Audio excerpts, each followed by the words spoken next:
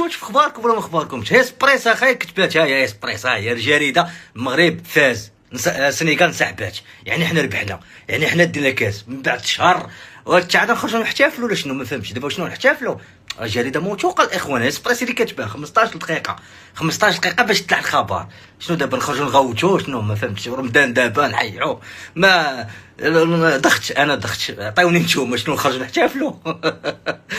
دينا لكم الخوت، دينا لكم افريقيا الخوت. ما كاينش اصاحبي. الله الله الله الله على الاخبار الجميله. دراري المغرب ورسميا الماتش اللي لعبوه السنغال تعتبر ماتش 3-0 للمغرب. الدراري كيف ما كتسمعوا المغرب بطلا لكاس افريقيا. المغرب الدراري حيد كاس السنغال والمغرب ربحوا ب 3-0.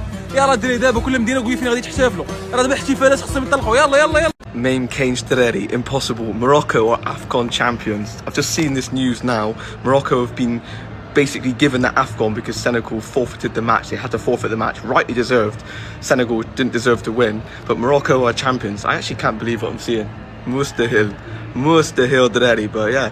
Team Maghreb, Mabrouk, yeah, Rowena Olobera.